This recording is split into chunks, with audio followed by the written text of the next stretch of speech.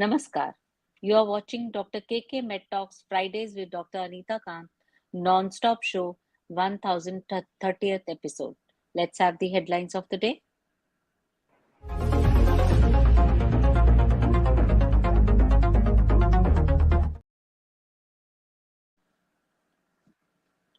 Recent statistics reveal that nearly 50% of pregnancies in India are high risk. The incidence of PS is approximately 1 in 50 if there has been one cesarean section and 1 in 6 after two previous cesarean sections as a result of the increased use of cesarean as a mode of delivery. Ultrasound MRI may help in diagnosis of placenta accreta spectrum disorder, states a study. Antenatal diagnosis of PS could allow for early multidisciplinary care, reducing PS-associated maternal morbidity by up to 80%. A recent study published in the journal Scientific Reports reported that circulating microparticles, that is CMP proteins, predict pregnancies complicated by PS, and that is a very good technique. Now let's go to the topic of the day.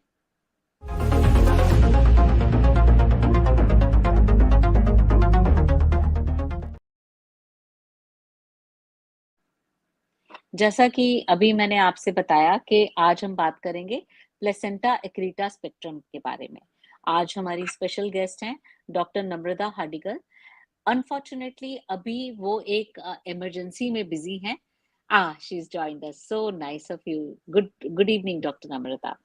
So, Dr. Namrata Hadigal is a distinguished medical professional with an extensive background in obstetrics and gynecology. With an MBBS, DGO, and DNB qualifications, she specializes in laparoscopy and hysteroscopic surgery and fertility treatments. Dr. Hadigal has served as the medical director of Narmada Fertility Center and Endoscopy Center in Secunderabad for 15 years and holds consulting roles at GVK EMRI Hospital, Geeta Hospital, and Rainbow Hospitals in Hyderabad. She brings 37 years of expertise in the field, including teaching roles at Osmania and Gandhi hospitals, and significant international experience as a consultant for the Ministry of Health in Iran and research in high-risk pregnancy at Emory University, Atlanta. Dr. Hadigal is also an advisory board member for Advanced Life Support in Obstetrics, which is called ALSO, and an executive member of ITACS India, reflecting her commitment to advancing medical practice and education. So, Dr. Saab, let's start the show, if you're comfortable. Okay. Yeah, I'm comfortable. Thank you for the inviting me, and also sorry for the delay. Yeah. No problem. I hope your patient is doing well. So, Yes. what is this placenta accreta spectrum, and how does it differ from a normal placental attachment? Yes. Placenta accreta, this is a very big spectrum. These are the disorders, and actually, we are going to discuss about the challenges and management risks when we treat with the placenta previa. Usually, this placental accreta, and in this form, I will do just an introduction and a classification of the risk factors and pathophysiology, how to diagnose it and management, and recent advances in the field of this placenta accreta. So the placenta accreta means this is usually attaching into the myometrium. Usually placental will attach in the decidua basalis, whereas this placental accreta, after decidua basalis, it will go deeper into the myometrium. That is a little part of the myometrium. So that will become as adherent placenta. And so this is the morbidly, it is called morbidly adherent placenta. So morbidly means it is showing that it is very difficult to tackle, and because of the penetration of the placenta into the uterine wall. So this is one thing, and it is a most dangerous condition as well. And the actually this word is derived from the Latin, AC plus creta, they call it like this. So with this, and patient may land up in PPH. That means large amount of bleeding can occur, and also they may undergo hysterectomy, and they may have to admit in intensive care units, and they may have to admit after delivery also, and they're prone for more infection, prolonged hospitalization, and sometimes in 7% of placental accreta cases, even mortality of the maternal mortality will be also there in 7% of cases. The hemorrhage may be fatal, and it can be lead to DIC, disseminated intravascular coagulation. That is a coagulation disorders also can occur. So why we should know about this placenta accreta disorder? The average blood loss in all the women after delivery is 500 to 1 liter of blood. But whereas in this placenta accreta disorders, it is 3 to 5 liters. That means almost all blood in our body at the immediately after delivery, we lose so much of blood.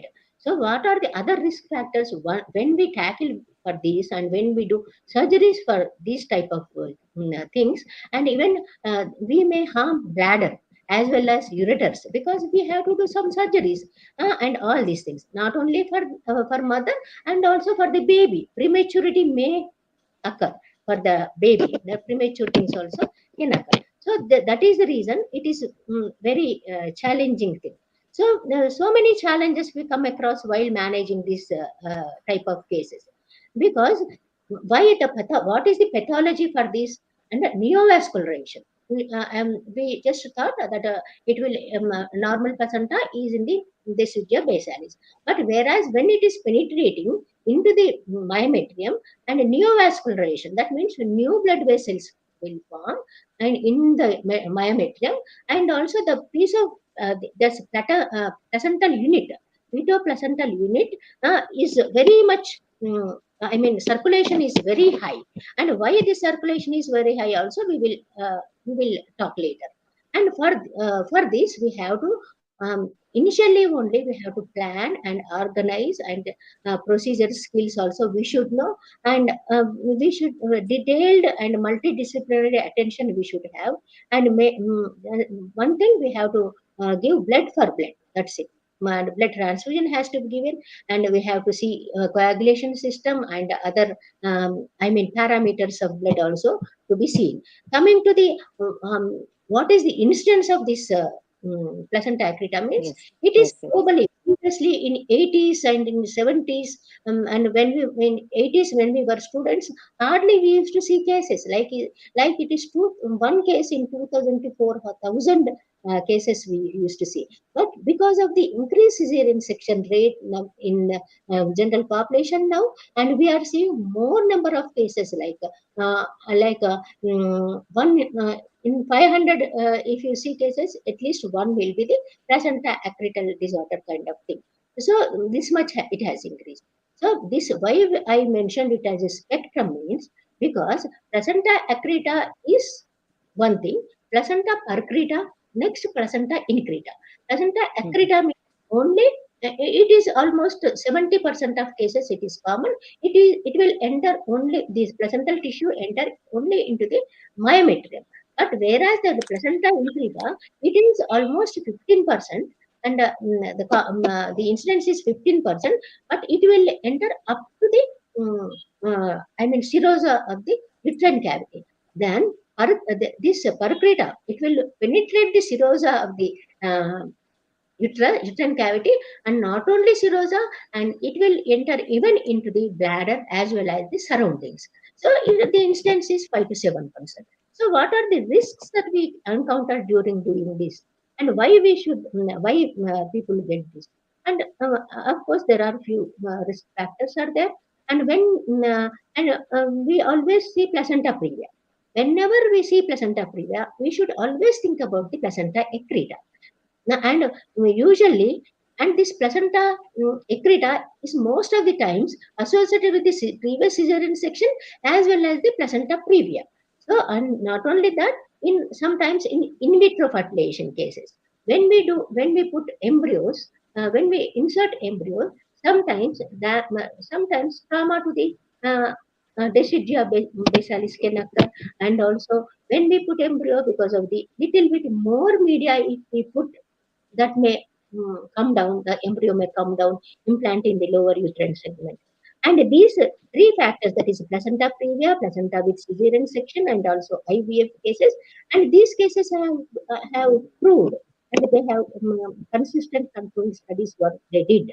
But whereas in other things, like if patient is having prior history of the placenta accreta, and prior history of any surgeries in the uterine cavity, like uterine synechiae or Asherman syndrome, prior endometrial ablations, like we do surgeries for AUB and other things, and also uterine fibroid prior uterine fibroid emboliations, and congenital anomalies of the uterus, like rudimentary horn, and also prior uterine irradiation for any other disease like that.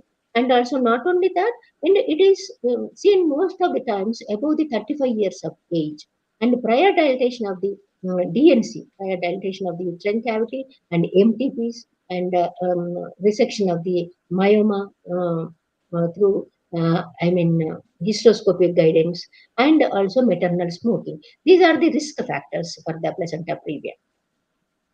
Okay. So, So coming to the, are madam. there any specific symptoms or signs that a patient will know that she has some problem with the placenta? Yes, yeah, we will come to that, and Okay. usually the problem is we'll discuss pathophysiology later, and also classification also will discuss later. The thing here is, usually patient when patient will go for this ultrasonography in the first trimester of pregnancy up to 3 months also. Sometimes ultrasonologist has to find out lacunae, because there is no clear demarcation between the uterine wall and the placental wall. So, and whenever it is adherent, like adherent placenta is there, the gap between the uterine wall and the placenta is very less. And also there we see and blood pools of lacunae, these things we can notice. And also not only that, and sometimes patient may complain that she is having bleeding. And most of the times, this placenta accreta will cause antepartum problems, like patient will have bleeding sometimes, and also intrapartum problems when we deliver the patient, and also not only that, in postpartum also infections, so many other things also they will have. This coming to this signs and symptoms in fifth month, if they go for anomaly scan, there also we can make out. Most of the times it is only ultrasonography. Patient may not tell that I am having, may not notice that she is suffering with the placenta previa, placenta accreta, and all these things. Only the thing is there, we have to, this should be diagnosed by the ultrasonography and past history. And usually we do regular checkups for the patient, and we will send at least 2 scans in the antenatal period, at third month and also in fifth month, like that. And in fifth month also they see many things, like ultrasonography is the most commonly used diagnostic things for the placenta accreta disorders. And also sometimes when posterior placenta previa is there, we may have to subject them for the MRI. So in all cases we need not do MRI for to diagnose the placenta previa only and accreta. In few cases we have to do, or otherwise in the rest of cases with ultrasonography we can make out. Okay. Yeah. And are there any implications, for the timing? Do we have to do a delivery a bit early? And Yes. is it a planned delivery and all that? Please tell about Yeah, that. very good question, madam. And in third month, when the gestational sac is implanting on the cesarean scar, okay, that is when Mm-hmm. we divide the uterus into three quadrants. Upper Mm-hmm. quadrant, no. Second quadrant, no, no sac. Third quadrant, when it is implanting on the scar pregnancy, and in lower segment, that time we should doubt, oh, she may get either placenta previa or placenta accreta. So that time also we can, some people they inject, anyway the baby will not go up when the scar it is invading the scar, and uh, patient came for the first visit for the ultrasonography. So what we have to do, and if patient is, we have to explain to the patient about the problem, future problem, and if it is possible, that time only, and the people are injecting pot chlor inside the uterine cavity. I mean, fetal heart, and like a third month pregnancy, second month pregnancy, and methotrexate into the yolk sac like that, and or else, and we should ask for some patient to come again and redo the scan. And Doppler studies are very very important in these cases, because in Doppler studies we can come to know, like multiple vascular lacunae we can see, and ultrasonography is played major role in the placenta accreta disorders. And in fifth month pregnancies, if still it is there, and all again we have to subject her, that patient, for the Doppler studies, and we have to plan the delivery. And as you said, better the, I mean, we have to plan in multidisciplinary fashion. So where we have to deliver, that we have to think about it, and also when to deliver is more important. And usually I prefer between 34 to 36 weeks of delivery, and we should not let them go higher than that, because the placenta will become more mature, go much more inside the uterine cavity, and it is very difficult to take it out.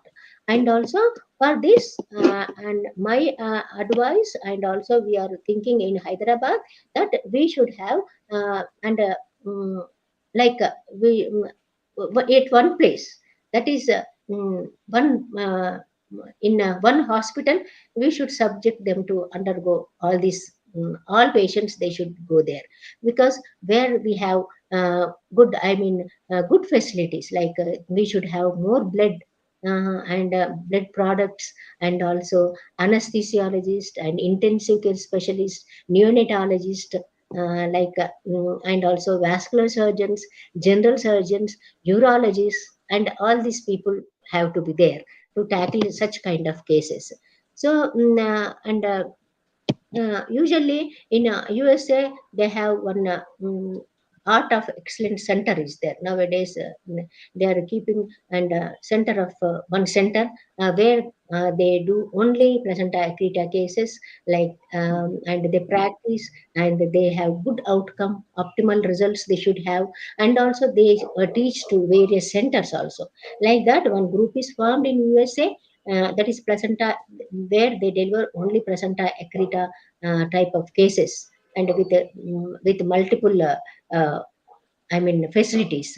So like that in India also we should have in various hospitals with Cities, all yes. these facilities. Yeah, center Right, of right. excellence should be there. Center of, So yes. Definitely, that makes a lot of yeah, difference because they are difference. tuned to taking Mm, care of yeah. such patients. Yeah, Right. whenever this ultrasonography, I mean, radiologist or gynecologist, whenever they see such kind Mm-hmm. of patients, and from the Mm-hmm. beginning, they should tell that patient should stay nearby hospital. They should not go back their home, because we don't know Mm-hmm. when the problem is going to occur. It is a like a atom bomb, like when it is going to burst, like that, Explode. Yes. ticking bomb kind of thing. And we Mm-hmm. should be very careful about these placental accurate disorders. And the treatment is also, of course we can multiple, and only one kind, single gynecologist, however they are experienced, they cannot, it is difficult. So they should have help and other things. And whenever in our how to manage this, like if we go for this management also, and we have conservative management as well as surgical management. In conservative management, most of the times in like what they used to do is they used to take out the placenta in the fetus after delivery of the baby, and that is expeditive approach. What they used to do, they used to take out, they deliver the baby and take out the chunks of placenta, but they where they used to have lot of bleeding. So they used to put pressure, give syntostan and prostadine and other medication like even vasopressin injections. They used to dilate and give into the uterine wall and other things. And also expectant managements in a few places. They used to deliver the baby and close the uterus, and placenta used to be there. And after what they used to think it will absorb by itself. But in 60% of cases, patient got landed up in hysterectomies because they used to get lot of, puerperal sepsis, infections, and addition formation, and temperature, other things. Even after that, morbidity, maternal morbidity was very much high. So now we are doing one single step procedure. Single step procedure means that where we have to deliver the baby and take out the placental bed itself. We have to cut the placental bed. And then suture the bed with interrupted sutures. That is one step procedure. And triple P procedure. There, what they have to do means, and inside the operation theater, they have to see the placental edge from where the placenta, where is the edge of the placenta, upper border of the placenta. They used to see, and after seeing that, they used to plan. And after delivering, they used to see, and above that they have to cut, and above the edge of the Okay. placenta they should not cut through the placenta or below the placenta like that. So above that you should avoid the placental tissue in during surgery. So after that, and take out the baby and devascularize the pelvis. And if you can do, you can ligate the uterine vessels, or else you can ligate the internal iliac arteries, or else you can compress the aorta or common iliac artery with bulldogs. And now we have people are giving training in Madras and other places where we have to clamp those major blood vessels to the, to prevent this devascularization and that thing. Devascularization should be done. So then we have to, after that, after devascularization, we have to take out the placental bed itself and resuture the placental bed. Interrupted sutures we have to put like that. Yes. That is a recent thing to avoid losing the uterus for the patient and also to Yes, saving her life. Yes. So, saving her life. Yes. yes, yes. Yeah. So, As what maternal advice? mortal, madam, yeah, tell me. And no, please ask. Please tell. Please. Yeah. No, as maternal morbidity, we should have to prevent maternal morbidity. Of course, Yes. mortality that is there, Yes. and one more thing we have to counsel a lot. This in these cases, counseling is very much important. We have to tell everything to the patient, and the patient may lose blood, and she may need blood, and baby problem, prematurity will be there, and injuries to the pelvic viscera like placenta, and all these things. Bladder. Sometimes even we may have to cystoscopy whether the placenta invaded, if percutta is there, if it invades into the bladder, we have to see the by cystoscopy. Sometimes resection of the little part of the bladder is also required, and ureteric Yes. implantation we may have to do. And of course some intestinal injuries and all those things we should do, like when we are doing all these things. And the uterine fistulas can occur. All these things can occur, no? We have to counsel them a lot. And also even we have to discuss about the mortality and morbidity of the patient, infection, readmissions, and ICU admissions.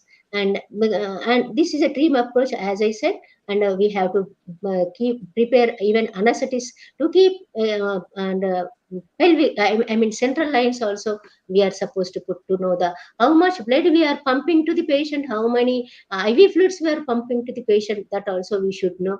And will be, and because everybody will be under panic when patient is having PPH, and these things should be done. And also neonatologist, urologist, and whoever is available in the hospital, uh, yeah, they should be done. So that is the reason I always request our government to start some center of excellence for these kind of things.